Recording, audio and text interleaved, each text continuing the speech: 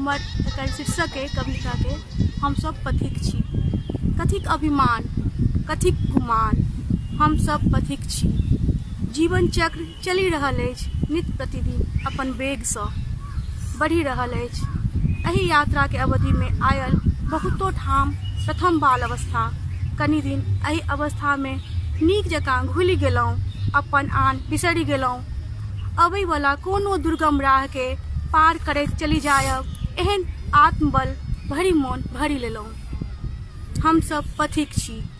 अबै वाला दुर्गम राह पर केना चलब तकर नहि कोनो ध्यान। यात्रा स्मृतिक धरोहर के मोन में एकत्रित कए फेर सँ विदा भेलहुँ। अबै वाला दोसर ठाम की देखायत आ आगू केहन पथ होयत, पाथर सँ भरल कि सपाट। आगू चले देत कि ओहिठाम देत खसाय, नहीं बुझल, किछ नहीं बुझल। चलैत चलैत आबि गेल ओ ठाम जतय नियति देत विश्राम। किशोरावस्था ततेक उत्कंठा जगोलक, मन मस्तिष्क के विचलित कए उमंग आ रस रंग संग संग बहुत रास पारिवारिक बोझ माथ पर देलक। किछ तऽ चले के अवधि के कम केलक, मुदा नहीं डरेलहुँ।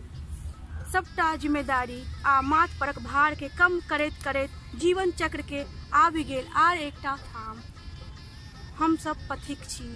एहि ठाम पर अबैत अबैत अन्हार होवे लागल।